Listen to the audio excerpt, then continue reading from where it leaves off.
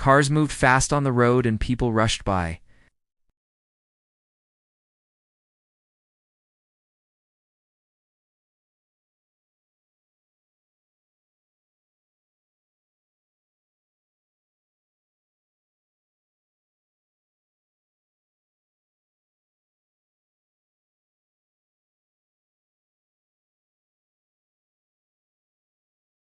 Ethan looked at his watch again. He was not used to waiting. He had meetings planned every hour of his day. But tonight was different.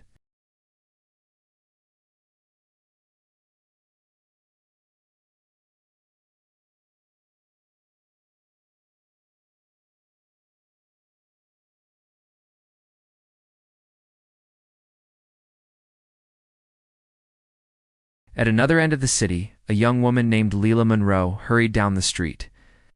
Her long brown hair was tied in a loose ponytail. Her clothes looked old, with patches on her jeans and a coat that had lost some color.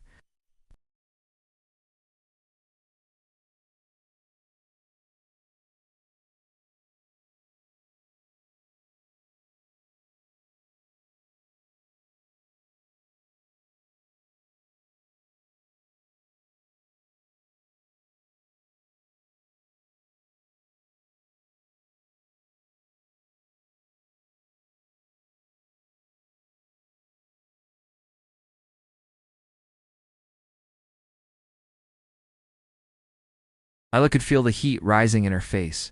She wanted to disappear.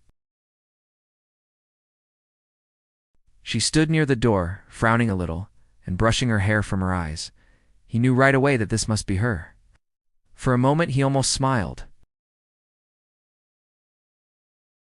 No fancy dress, no perfect makeup. Just a girl who seemed real, as if she had run through the wind to get here. She walked toward him slowly, her steps unsure.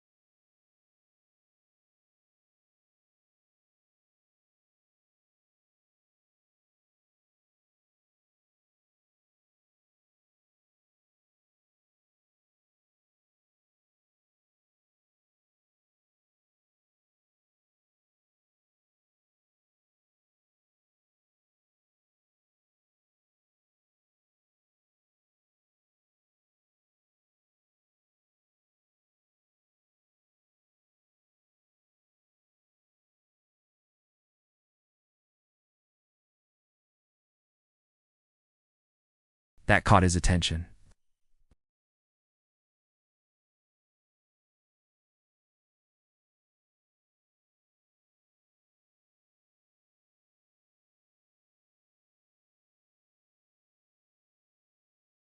And said, "I don't usually come to places like this."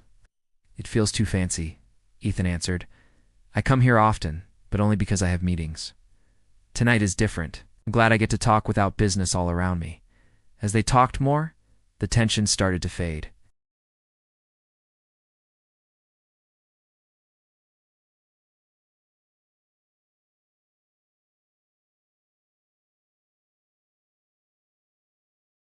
He did not hide behind pride or fear. They were open like a quiet door he wanted to step through. The dinner went on, and although they came from two very different worlds, their words started to find a rhythm. By the time the candle burned low, Ethan realized something strange. He did not care about her clothes, her coat, or the curious eyes of other guests. All he cared about was the sound of her laugh and how it made the empty parts of his heart feel alive again. When the evening ended, Lila stood up and thanked him. She said softly, "I really had a nice time." "Thank you for not walking out," Ethan smiled. "Thank you for showing up. As she walked out into the cool night, he kept watching her until she disappeared into the street. For the first time in a very long while, Ethan Cole did not think about work or numbers. He only thought of a woman in old clothes who had somehow made the whole restaurant feel warmer than any light could.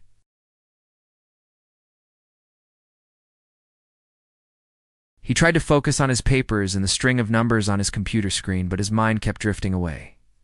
The memory of the night before kept returning. He could see Leela's bright eyes and the easy smile she tried to hide behind her nervous laugh. His secretary came in with a file and asked if he wanted coffee. He nodded but barely heard her words. His team waited in a conference room for a big meeting, but he let them wait a few minutes more. He sighed, rubbed his forehead, and told himself to stop thinking about a woman he had just met. She was kind, yes, but she came from a different life. Still, he could not erase her image from his mind. Leela, meanwhile, was back at the shelter. The morning was cold, and she wrapped her thin scarf around her neck. The children were playing in the yard while she folded clothes and sorted boxes of food. Her friend Maria noticed her smiling for no reason and teased her about it. Lila shook her head and said, "It's nothing." But inside she felt strange. She had expected the date to last 10 minutes. Instead, she had sat across from a man who listened, who did not look bored or proud. That kindness stayed with her through the whole day. When lunchtime came, Maria again teased her. "Can't fool me," she said. "You met someone last night." Lila laughed and nodded. "Yes, but it was just a blind date. He is a businessman. I doubt I will ever see him again." Maria smiled. Sometimes life surprises you. Across town, Ethan's meeting started. He looked strong and confident in front of his team, but inside, another part of him was still at that restaurant table talking to a woman in worn jeans.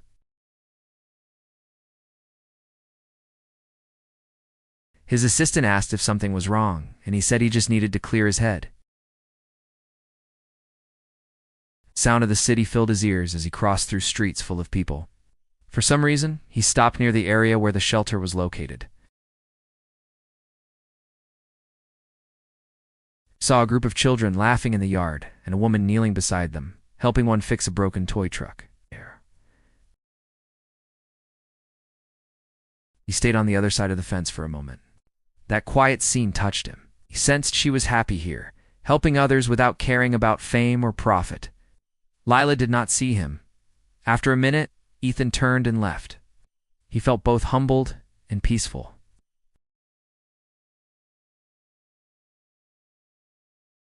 He found its small website and made a donation without leaving his name. The next day, the shelter received an email saying that a large donation had come in.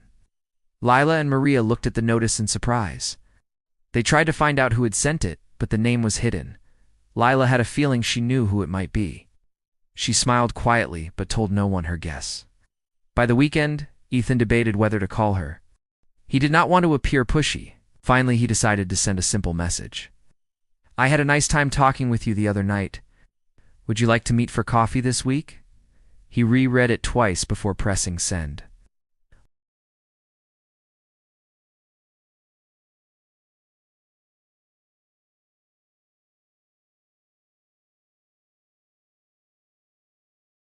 Monday came, and they met again. This time, at a small corner cafe. Ethan had reached early, sitting near the window just as before. When Lila arrived, she looked more relaxed. Ow! She wore a simple blue sweater and jeans, and her hair was down. Ow! The cafe was quiet, filled with the smell of coffee and baked bread. Ethan stood when she came in and greeted her warmly. "I'm glad you came," she smiled. "So am I." They ordered coffee and muffins, and soon their laughter filled the small space. The conversation was easier this time. They talked about little things, about childhood memories, music, favorite places in the city, and even about the funny waiter from their first night. Ethan felt no need to impress her. With other people, he often chose words carefully, afraid of being judged.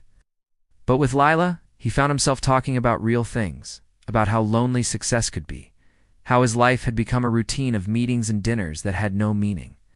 Lila listened quietly. Her kind eyes softened. "Maybe you just need to breathe a bit," she said.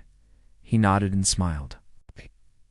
For a while they sat in silence, sipping coffee. Outside, Leaves blew down the street as the autumn wind picked up. When they said goodbye, Ethan walked her to the bus stop. She thanked him again, and he said, "I hope we can do this again." She said yes. As the bus drove away, both of them felt that some new chapter of their lives had quietly begun. The days after their coffee meetings seemed brighter for both Ethan and Lila. Ethan returned to his busy office, but even his assistants noticed he was different. He smiled more. He asked people how they were instead of just giving orders. During lunch, he found himself looking out the window thinking about Lila. He could still hear her laugh and see her hands move as she spoke with energy and truth. Lila also thought about him. She tried to keep her thoughts quiet while she worked at the shelter, but she caught herself smiling while helping the children with their schoolwork. Maria noticed again and teased her, saying, "You're in love." Lila blushed and said no. But deep down, she knew something inside her heart had shifted. They started meeting often. Sometimes Ethan picked Lila up from her work. Other times, they met at small local cafes or city parks. Lila showed him simple places she loved, a riverside path, a bakery run by an old couple, a small library that smelled of paper and coffee. Ethan loved how she saw beauty in everyday things. He had spent years inside tall buildings with glass walls, always looking down at the streets. Now he was walking on those same streets and seeing them through her eyes. As their friendship grew, Ethan wanted to know more about Lila's world. He visited the shelter officially, bringing some of his staff to see how they could support it. He spoke kindly to the volunteers and promised to help improve the building. Lila watched from the back as he spoke with the same man who once signed million-dollar contracts but now listened carefully to homeless families. She felt proud, though she tried not to show it. There was one afternoon when it began to rain suddenly. Lila had just finished setting new bedding in one of the shelter rooms when Ethan's car stopped outside. He got out without an umbrella and stood by the door, his hair wet. She laughed when she saw him and handed him a towel. "You could have called," she said. He smiled and replied, "I thought surprising you was better." He helped her carry food boxes inside and stayed there until the rain stopped. Together they talked with the staff and played a quick game with some of the children. It was simple, but for Ethan that small moment of laughter was worth more than any business victory. Before leaving, he said softly to her, "Being here feels real. Thank you for letting me see it." Lila looked at him, unsure how to answer. No one had ever spoken to her that way. She just smiled and said, "You're welcome." As the weeks passed, their bond deepened. Yet both of them knew their worlds were not the same. Ethan's work was demanding. His company was about to start a new international project. Reporters followed him. Rumors and magazines often linked him to famous businesswomen. Lila did not belong to that glittering world, and sometimes she wondered if their connection could survive in it. One Friday evening, Ethan invited her to a charity dinner. It was not his idea, but his board insisted he attend. He wanted her by his side, thinking maybe she could inspire others to care about the shelter project they were launching. Lila was unsure, but agreed, saying quietly, "I'll come if I can just be myself." He smiled and said, "That's what I like most about you." The evening of the event, Lila wore a plain navy dress. It was not new, but she had ironed it carefully. Ethan met her outside the venue, offering his arm with a smile. Inside, the room was filled with bright lights and expensive perfumes. People turned their heads to see who had arrived with the famous CEO. Some whispered, some smiled politely, others looked surprised. Lila stayed calm, though the glittering crowd made her feel small. Ethan noticed and leaned closer to whisper, "Ignore them. You're the only one who looks comfortable here." That made her laugh softly. Throughout the evening, they spoke with several people. Some guests asked Lila about the shelter, and she talked with gentle honesty. Her words moved many hearts more than any speech could. Even Ethan's board members were touched. They realized her passion was something money could never buy. Later that night, after the dinner ended, they walked outside under the quiet night sky. Streetlights reflected on the pavement. Lila stopped and said, "I didn't belong in there, but I'm happy I went. Maybe those people will help us now." Ethan looked at her and said, "No, you belonged, Lila. You belong anywhere you walk in with that heart." For a moment, they stood there silently, before she smiled shyly and said goodnight. Oh. Ethan watched her leave again, his chest filled with both peace and confusion. He had met many people in his life, but with her, everything felt natural and true. Knew that he did not just admire her kindness. He was beginning to realize that he loved her. That night he could not sleep. He sat by the window thinking about the changes Lila had brought into his life. The city lights shimmered far below, but in his mind all he could see was her face. Lila Monroe had somehow turned a simple blind date into something that felt like destiny, wrapped in honesty and grace. The next weeks changed everything for both Ethan and Lila. Their friendship had turned into something deeper, though neither of them spoke about it clearly. People around them noticed the closeness and began to whisper. Ethan's employees saw their CEO smiling during meetings, looking more relaxed than ever. To some, that joy was good to see. To others, it looked like distraction. In his world, love stories were seen as weakness if they interfered with business. One morning, Ethan's company held a press event. Photographers filled the hall, asking questions about the new project connected to the shelter. Lila was there as a guest, standing quietly near the back. She wore a simple blouse and skirt, her hair tied neatly. When Ethan spoke about helping the poor and building homes, cameras turned toward her. Someone asked in a loud voice, "Is this the woman who inspired your new mission, Mr. Cole?" The question came with a tone half teasing, half mocking. Ethan paused but smiled calmly and said, "She is a friend who showed me what real work means." The crowd laughed softly, and the flash of cameras filled the room. By that evening, photos of the two of them appeared online. Headlines asked about the mysterious woman who had caught the CEO's eye. Some articles called her the kind helper who changed his views. Others questioned if she was good enough for him. Lila saw the news that night on her phone and felt her hands grow cold. She turned off the screen and sat on her bed, feeling a strange mix of sadness and shame. The next day, people at the shelter started whispering too. A few friends teased her kindly, but one volunteer said rude things, accusing her of wanting attention. Lila walked home that night with tears in her eyes. She did not want fame or disrespect. She only wanted her quiet life. When Ethan called, she hesitated before answering. His voice was soft, asking if she was all right. She told him about the articles, about the hurtful comments. Ethan said he would fix it, but Lila shook her head, even though he could not see her. "Can't fix how people think," she said. "The more you try, the worse it will get." Ethan stayed silent for a moment. He felt anger burning inside him, not at her, but at the world that judged kindness like a sin. He promised himself that he would protect her, but his promise would not be easy to keep. In the days that followed, tension grew inside his company. Investors questioned his focus. Some partners threatened to pull out if he kept being seen with Lila. They called her a distraction. Ethan tried to stay calm, but the pressure was heavy. One night he attended a meeting where one senior investor said sharply, "You are losing your edge. You're running this company on emotion instead of numbers." Ethan looked around the table and spoke clearly. "If caring about people makes me lose my edge, then maybe I never had the right kind of business." The room went silent, and the investor left angrily. Afterward, Ethan walked through the dark streets alone. He had built everything in his life on control, yet now his heart ruled his choices. That scared him, but also made him feel alive. At the shelter, Lila noticed fewer messages from him. The distance hurt, but she understood he was under pressure. Maria told her to give him time. Lila tried to stay busy, telling herself to focus on the families who needed her. Still at night, she found herself looking at her phone, hoping for his name to appear. Then came the charity gala his company hosted every year. Ethan wanted to skip it, but the board insisted.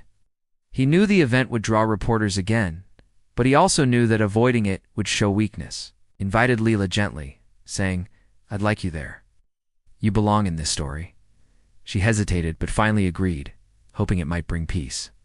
The night began beautifully. Lila looked calm and carried herself with quiet confidence. Many guests smiled at her, but some whispered again. During Ethan's speech, a journalist shouted from the back, "Long before your new love story becomes a scandal, Mr. Cole." The words cut through the hall. Lila froze, and all eyes turned to her. Ethan stopped speaking. For a second, everything was silent except for the sound of her fast breathing. She shook her head slightly, turned away, and walked out of the hall. Outside, cold air hit her face. She could hear people calling her name, but she kept walking. Ethan rushed after her, but she had already reached the parking area. His voice carried across the space, pleading for her to stop, but she turned with tears in her eyes and said, "You have a good heart, Ethan, but I can't live under this light. You belong in that world." Before he could answer, she got in a taxi and left. That night, Ethan returned to the empty hall after everyone had gone. The echo of her words stayed in his mind. He stood near the window, looking at the city lights below, feeling their distance like a wall.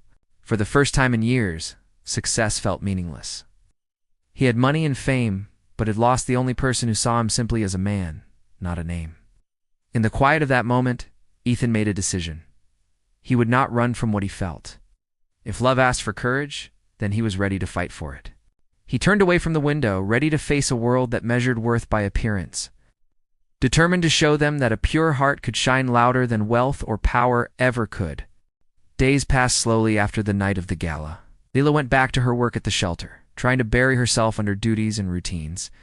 She smiled for the children and comforted the mothers who came for help, but inside, her heart felt heavy. She told herself that things with Ethan could not have worked, that they came from different worlds that would never meet. Yet every time the phone rang, she hoped it was him. Every time a car slowed outside, she looked up, half expecting to see him. Ethan stayed in his office for long hours, yet nothing he did gave him peace. The board was pleased that he returned to work with focus, but the spark that used to drive him had dimmed. During meetings, his mind wandered back to Lila. In quiet moments, he remembered her laughter, her honesty, how she saw life in simple ways that he could never see before.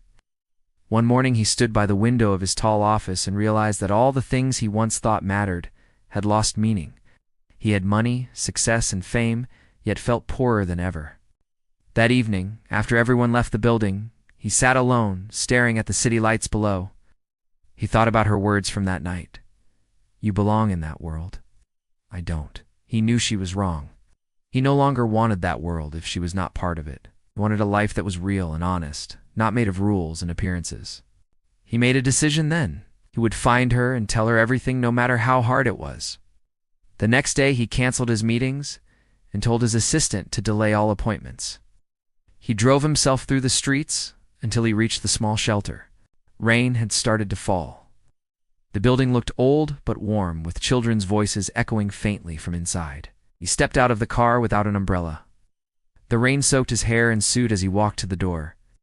Inside, Leela was sorting boxes when one of the children ran in, shouting that a man was outside in the rain. When she looked out, her heart stopped. Ethan was there, standing under the soft gray sky, holding nothing but a simple envelope. She rushed to the door and opened it. "Ethan, what are you doing here?" she asked, sounding shocked. He smiled a little. "Came because I needed to talk to you. You're all wet." "Come in before you get sick," she said, pulling him inside. He stood dripping water on the floor while she went to find a towel. When she handed it to him, she avoided his eyes, spoke quietly. "I can't stop thinking about you, Lila. The night you left, you took something from me. You took the part of me that felt human." She looked down and whispered, "You don't understand. You can handle those people, the cameras, the gossip. I can't. I'm not strong like you." Ethan shook his head. "You're stronger than I ever was. You live every day helping others with almost nothing. I have everything, yet I forgot what happiness felt like. Showed me." She hesitated, not knowing what to say. Rain beat lightly against the roof as silence filled the room. Ethan opened the envelope and handed it to her. Inside was a document announcing a new project. He had decided to give part of his company's profit to build homes and shelters under Lila's direction. He said, "This isn't charity. It's the only thing that feels right. I want to build something honest, something with you." Tears filled her eyes. "Why would you risk everything for this?" she asked softly. He answered, "Because love without risk is not love at all. I don't care about what they say. I care about you." For a moment she just watched him, unsure if what she was hearing was real. Then she stepped closer, resting her hand on his damp sleeve. "You might regret this later," she said. He smiled gently. "The only thing I would regret is not fighting for you." Leela let out a quiet laugh mixed with tears. The sound made him breathe easier. Something bright returned to her face. She nodded slowly and said, "All right, then we face it together." Later, as the rain stopped, they walked outside. The city was calm, the air washed clean. They walked side by side through puddles that shimmered in the faint light from the street lamps. Neither spoke for a while. There was no need for words. Ethan felt lighter than he had in years. The noise and judgment of the world no longer mattered. Beside him was the woman who had changed his view of everything. She looked simple and kind, yet he knew her strength was like quiet fire. When they reached the corner, she stopped and looked up at him. "You really mean to change your world, Ethan Cole?" she said. He smiled. "No, we are going to change it together," she smiled back. The rain had stopped completely now, leaving the pavement shining. They continued walking until they disappeared into the night, bound not by wealth or appearance, but by the truth of two souls that had finally found their place in each other. In the days that followed, their story spread again, but this time people spoke with respect instead of mockery. The new shelter project grew, giving homes to many families. Lila remained herself humble and kind.